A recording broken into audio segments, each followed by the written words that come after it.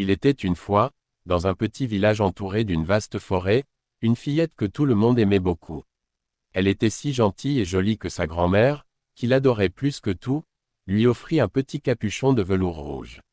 Ce vêtement devint rapidement son préféré, et elle le portait tout le temps. À tel point que les gens du village l'appelaient le petit chaperon rouge.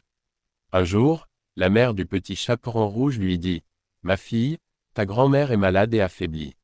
Voici un panier avec du pain, du beurre et une bouteille de vin. Va lui rendre visite et porte-lui ses provisions pour qu'elle retrouve des forces.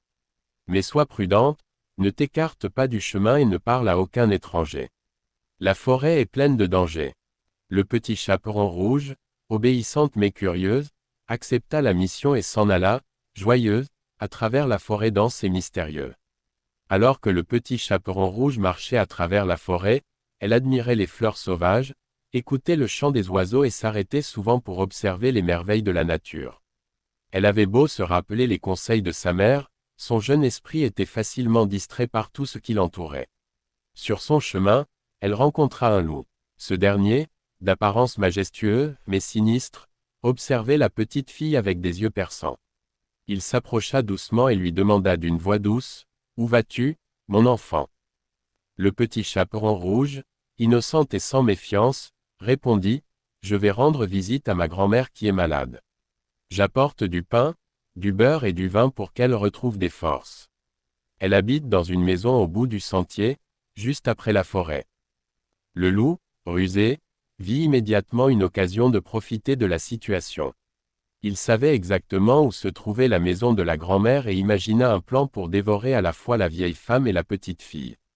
« Que tu es courageuse de marcher seule dans la forêt, » dit le loup avec un sourire. « Mais ne veux-tu pas cueillir quelques fleurs pour ta grand-mère?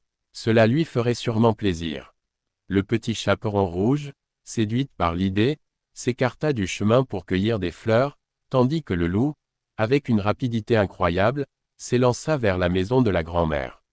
Arrivé à la maison de la grand-mère, le loup frappa à la porte d'une patte légère. De sa voix rauque, il imita celle du petit chaperon rouge et dit, « C'est moi, grand-mère, le petit chaperon rouge. Je vous apporte du pain, du beurre et du vin. » La grand-mère, malade et affaiblie, ne se douta de rien. « Entre, mon enfant, la porte est ouverte, » répondit-elle. À peine eut-elle prononcé ces mots que le loup entra en bondissant, se jeta sur la grand-mère et la dévora en un instant. Mais le loup ne s'arrêta pas là. Afin de tromper encore davantage le petit chaperon rouge, il enfila la coiffe de la grand-mère, se coucha dans son lit et tira les couvertures jusqu'à son museau. Pendant ce temps, le petit chaperon rouge, tout à fait inconsciente du danger qui l'attendait, s'approchait joyeusement de la maison. Elle avait un bouquet de fleurs à la main et son panier sous le bras. En arrivant, elle remarqua que la porte était entrebâillée, ce qui lui parut étrange. Elle entra timidement et appela, « Bonjour, grand-mère. C'est moi, le petit chaperon rouge. Je vous apporte du pain, du beurre et du vin, et aussi quelques fleurs. » La voix du loup, déguisée, répondit, « Entre, mon enfant, je suis dans mon lit. » Le petit chaperon rouge trouva étrange que la voix de sa grand-mère soit si rauque, mais elle ne se douta de rien et s'approcha du lit. C'est alors qu'elle remarqua quelque chose de vraiment étrange. La grand-mère semblait très différente. Elle s'approcha un peu plus et dit, « Grand-mère, comme vous avez de grandes oreilles. »« C'est pour mieux t'entendre, mon enfant, » répondit le loup en se frottant les pattes sous les couvertures. Le petit chaperon rouge continua, intrigué, « Grand-mère, comme vous avez de grands yeux. »« C'est pour mieux te voir, mon enfant, » dit le loup, ses yeux jaunes brillant dans l'ombre. Le petit chaperon rouge, sentant l'étrangeté grandir, s'exclama, « Grand-mère, comme vous avez de grandes mains. »« C'est pour mieux te prendre dans mes bras, mon enfant, » dit le loup, son sourire carnassier se dessinant sous la coiffe de la vieille femme. Enfin, le petit chaperon rouge demanda, « Grand-mère, comme vous avez de grandes dents. » Le loup, ne pouvant plus se contenir, se redressa brusquement et rugit, « C'est pour mieux te manger. » D'un bond, il se jeta sur la petite fille pour la dévorer. Le chasseur providentiel, mais au moment même où le loup s'apprêtait à avaler le petit chaperon rouge, un bruit de pas se fit entendre dehors.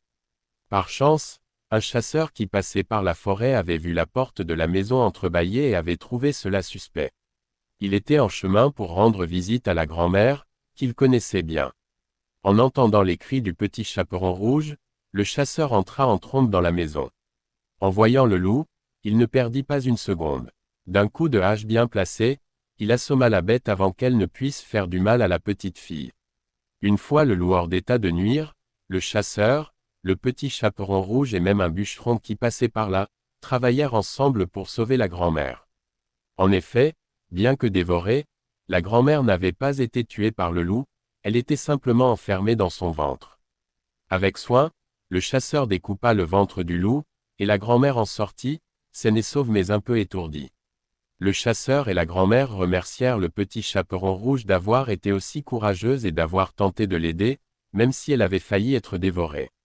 Le loup fut puni pour ses méfaits, et le chasseur l'emporta au loin pour que plus personne ne soit en danger. Le petit chaperon rouge, profondément marqué par cette expérience, promit à sa mère et à sa grand-mère qu'elle n'écouterait plus jamais un étranger et qu'elle resterait toujours sur le chemin lorsqu'on lui confiait une tâche.